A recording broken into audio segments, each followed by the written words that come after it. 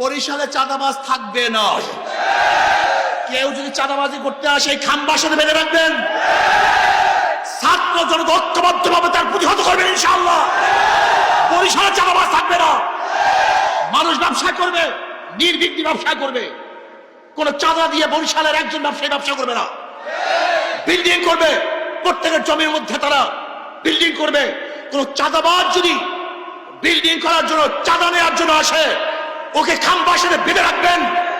ছাত্র জনতা যেরকম ফ্যাসিস্টের বিরুদ্ধে আন্দোলন করেছি, আমরা সবাই ঐক্যবদ্ধ হবে ওকে বিচার করব এবং ওকে আইনের হাতে তুলে দেবেন ইনশাআল্লাহ। দেখবেন চাঁদা থাকবে না। ঐক্য হন, ঐক্য হন, জনতা ঐক্য হন। গুন্ডা থাকবে না, চাঁদাবাজ থাকবে না, ধর্ষক থাকবে না, ডাকাত থাকবে না ইনশাআল্লাহ। কিন্তু জনগণ ঐক্য হতে হবে। যখন যেই সময় ভালো কাজে ডাক দেওয়া হবে, যখন যেই সময় ভালো কাজে আপনাকে আহ্বান করা হবে, আপনারা সবাই সারা দিতে রাজি আছেন ইনশাআল্লাহ?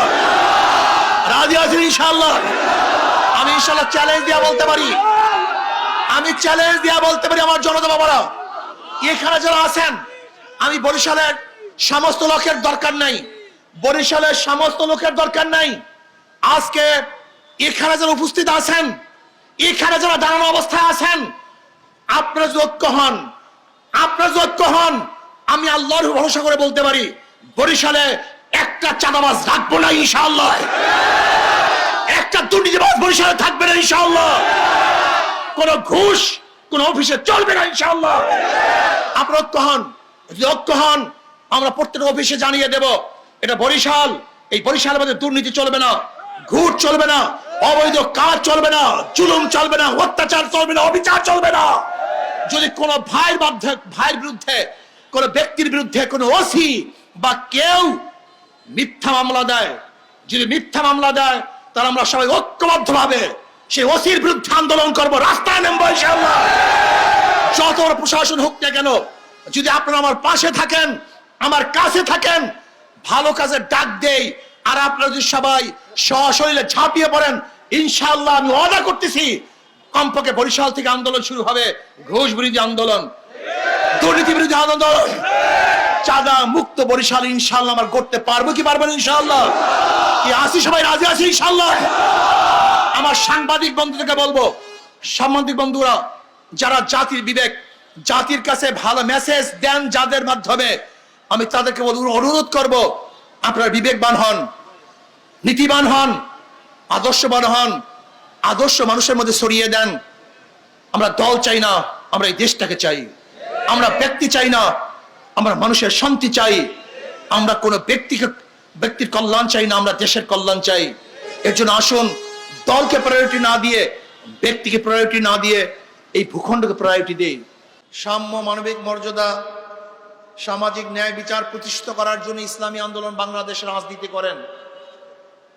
ইসলামী আন্দোলন বাংলাদেশ বিশ্বাস করে শুধু দেশ, দল এবং নেতা পরিবর্তনের ভিত্তিতেই দেশে শান্তি আসতে পারে না।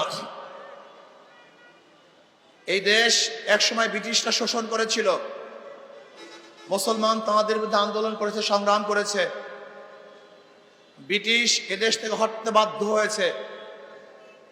এরপরে আমরা ভেবেছিলাম এবার মানুষ তার অধিকার ফিরে পাবে, শান্তি পাবে, মুক্তি পাবে। কিন্তু আমরা দেখলাম সংখ্যাগরিষ্ঠ হিন্দুরা মুসলমানদের অধিকার ফিরিয়ে দিচ্ছে না, বৈষম্য করছে। এর জন্য 47-এ আবার মুসলমানরা ইসলাম ধর্মের ভিত্তিতে, অন্য কোনো স্লোগান, অন্য কোনো আদর্শের ভিত্তিতে নয়, ইসলাম ধর্মের ভিত্তিতে পাকিস্তান নামে একটা দেশ আমরা স্বাধীন করেছিলাম, অর্জন করেছিলাম। ভেবেছিলাম বৈষম্য দূর হবে, মানুষ শান্তি পাবে, মানুষ মুক্তি পাবে। কিন্তু আমরা কি দেখলাম, দ্বিতীয়বার স্বাধীন হওয়ার পরেও পশ্চিম পাকিস্তানের লোক পূর্ব পাকিস্তানের লোকদেরকে মর্যাদা দেয় না, তাদের অধিকার রক্ষা করে না, তাদের স্বাধীনতা হরণ করে, খর্ব করে। আমরা চিন্তা করলাম এই বৈষম্য দূর করার জন্য যদি আমরা পাকিস্তান থেকে আলাদা হতে পারি, আমরা স্বাধীন একটা রাষ্ট্র করতে পারি, তাহলে মানুষের মুক্তি হবে, শান্তি হবে, স্বাধীনতা ফিরে পাবো। এর জন্য 71-এ তৃতীয়বার আবার আন্দোলন করেছিলাম, সংগ্রাম করেছিলাম মানুষের মুক্তির জন্য, মানুষের শান্তির জন্য। ভেবেছিলাম এবার মানুষ শান্তি পাবে, মানুষ মুক্তি পাবে। কিন্তু ৭১-এর পর থেকে আজকে ২০২৪ পর্যন্ত এই ৫৩ বছরে যারা দেশের শাসক ছিল, ক্ষমতায় ছিল, তারা জনগণের জন্য কিছু করতে পারে নাই, জনগণের অধিকার আদায় করতে পারে নাই, জনগণের ইজ্জত সম্মান রক্ষা করতে পারে নাই, সাম্য, মানবিক মর্যাদা, সামাজিক ন্যায় বিচার প্রতিষ্ঠিত করতে পারে নাই। বিধায়ী ৫ বছর যেতে না যেতে এদেশের মানুষ সরকারের বিরুদ্ধে আন্দোলন করে, সংগ্রাম করে, আবার তাদেরকে হটাবার চেষ্টা করে। আমরা আন্দোলন করেছি বারবার, আমরা রক্ত দিয়েছি বারবার। আবার ২০২৪ ৫ই আগস্ট এদেশে মানুষ হাজারো রক্তের ভিত্তিতে, হাজারো চক্ষু যাওয়ার ভিত্তিতে, হাজারো পঙ্গুত্বর ভিত্তিতে আমরা ফেসিবাদকে হটিয়ে ভেবেছিলাম এবার আমরা মুক্তি পেয়েছি, আমরা স্বাধীনতা অর্জন করেছি, এবার বৈষম্য থাকবে না, মানুষ নির্বিঘ্নে ব্যবসা করবে, মানুষ চলাফেরা করবে, যেখানে ডাকাতি থাকবে না, চুরি থাকবে না, খুন থাকবে না, আমাদের মা বোনরা ধর্ষিত হবে না। কিন্তু আমরা কি দেখলাম? ৫ই আগস্টের পরে আবারও দখলদারি, আবারও চাঁদাবাজি, আবারও টেন্ডারবাজি, আবারও লুট, আবারও খুন, আবারও গুম। এমনকি আপনারা দেখেছেন তোফাজ্জলের মতো মানুষকে, তোফাজ্জলের মতো একজন মানুষকে পিটিয়ে পিটিয়ে হত্যা করেছে, চিন্তাও করা যায় না। এখন আমরা কি দেখি? আওয়ামী লীগের আমলে, ফ্যাসিস্টের আমলে যেরকম মিথ্যা মামলার সয়লাভ ছিল, গায়েবী মামলা ছিল, আজকেও থানার মধ্যে সেই মামলা, আজকেও সেই হয়রানি, আজকেও চাঁদাবাজি, আজকেও দখলদারি। তাহলে আমরা কেন আন্দোলন করেছিলাম? জীবনের মায়া ত্যাগ করে কেন রাস্তায় নেমেছিলাম? এই দখলদারির জন্য আমরা রাস্তায় নামি নেই, মানুষের স্বাধীনতার জন্য রাস্তায় নেমেছিলাম, মানুষের অধিকারকে ফিরিয়ে দেওয়ার জন্য রাস্তায় নেমেছিলাম। কিন্তু অধিকার ফিরিয়ে দিচ্ছি না কেন, পাচ্ছি না কেন, পারতেছি না কেন? এর মূল কারণটা কোথায়? এইটা আমাদেরকে খুঁজে বের করতে হবে, এইটা আমাদেরকে বুঝতে হবে। মাদার গাছ লাগিয়ে আমের আশা করা যায় না, তেঁতুল গাছ লাগিয়ে মিষ্টি ফলের আশা করা যায় না, চোরের মাধ্যমে চুরি বন্ধ করা যায় না, ডাকাতের মাধ্যমে ডাকাতি বন্ধ করা যায় না, দুর্নীতিবাজের মাধ্যমে দুর্নীতি বন্ধ করা যায় না। আমি উদাহরণ দেই, একজনের নাম এ, একজনের নাম বি, একজনের নাম সি, তিনজনই চোর। এও চোর, বিও চোর, সিও চোর। ক্ষমতায় আছে এ, সে কি করবে? চুরি করবে। হটাও এ, আন্দোলন সংগ্রাম, বসাও বি, সে কি করবে? আবার হটাও বি, বসাও সি, সে কি করবে?